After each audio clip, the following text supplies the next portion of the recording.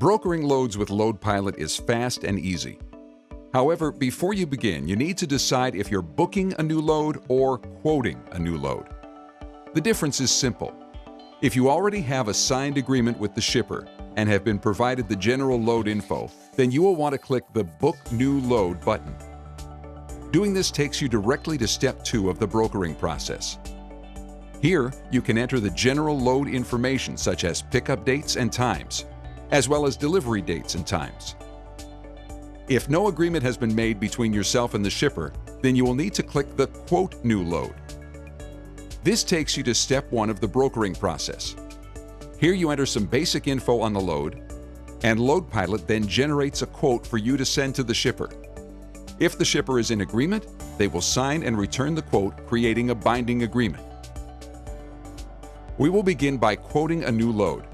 Click the Quote New Load button on the left to begin the brokering process. Step 1 of the brokering process requires some basic info on the load to generate a quote. You will need to select a shipper, consignor, and consignee, as well as some additional information. Be sure to fill in as much information as you can. If you forget or leave out a required piece of info, LoadPilot will check and alert you to fill it in. If you don't have all the required info to proceed, go ahead and fill in the blanks with NA. You will be able to come back and modify the info once you have it. In addition to the load info, you have 2 sections for load notes. One for private notes on this load. This is info only you as the broker will see. The other is notes for the shipper.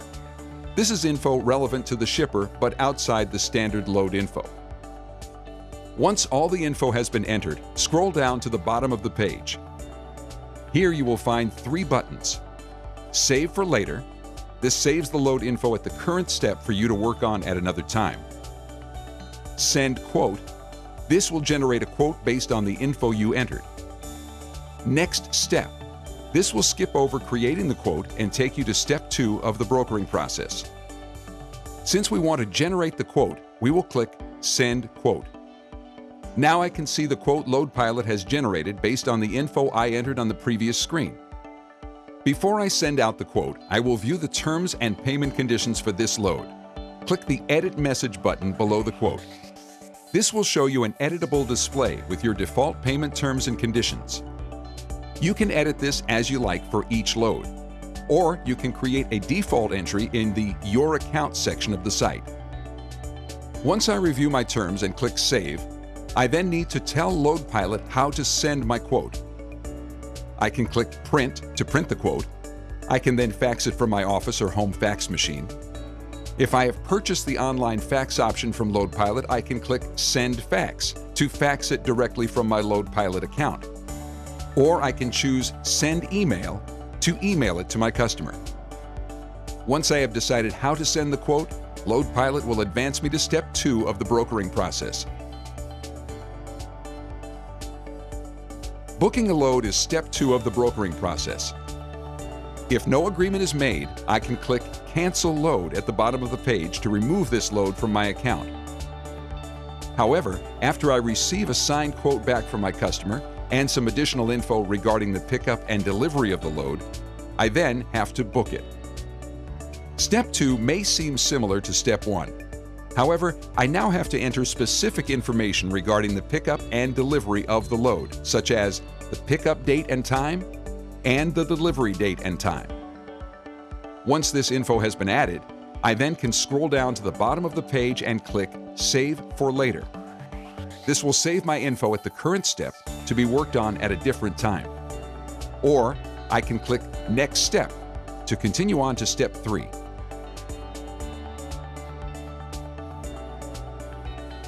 Step 3 of the brokering process is posting your load info to the various load boards that LoadPilot is integrated with.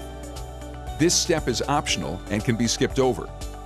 However, if you would like to post your loads to any of the available load boards, simply check the box next to the load boards you want to post to, then update the info in the Load Details section as needed.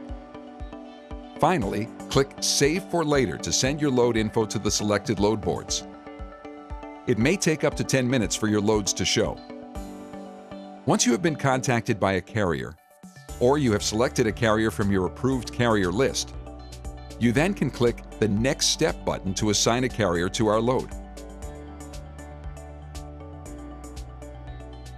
Step 4 of the brokering process is where we assign a carrier to our load. To begin, we must first select a carrier. We can do this by selecting a carrier from our approved carrier list, or we can add a carrier if this is a new carrier for us. Once we have established the carrier, we then need to enter the price we are willing to pay to move this load. Based on the figure I enter, LoadPilot calculates my net profit on this load. Finally, I enter any notes relevant for the driver. Once completed, I need to click Save for Later to continue at another time, or I can click Next Step to generate the rate confirmation.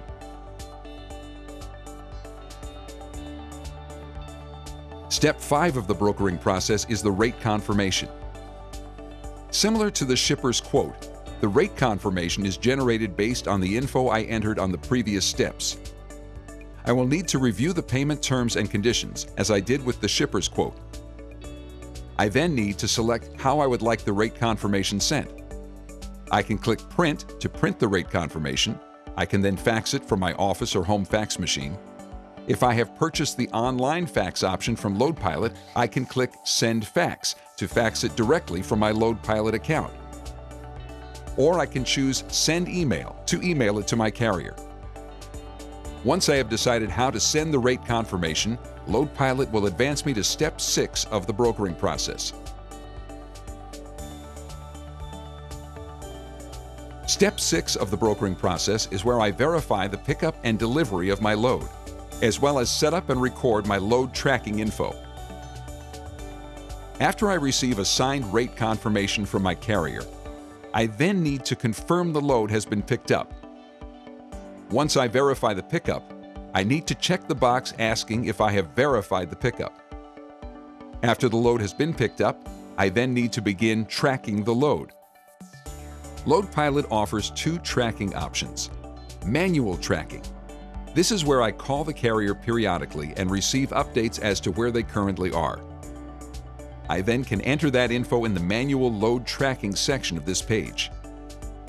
LoadPilot provides me a link to send to the shipper so they can stay up to date on the progress of their load. The other tracking option available is using MacroPoint location tracking. MacroPoint is a third-party system that specializes in automated load tracking services via GPS. To use MacroPoint, click on Track this load. You will then be taken over to MacroPoint to finish setting up the tracking system for this load.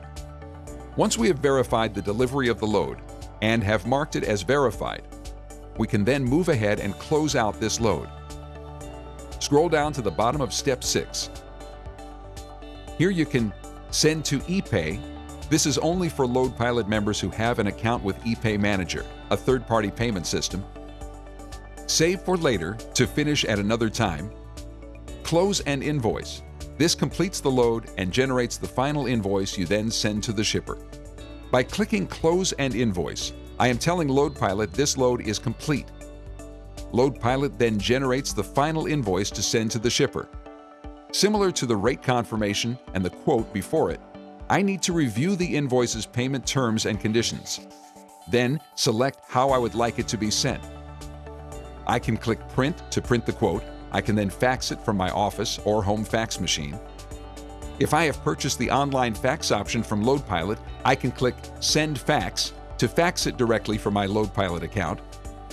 Or I can choose Send Email to email it to my customer. Once it's sent, I have completed this load.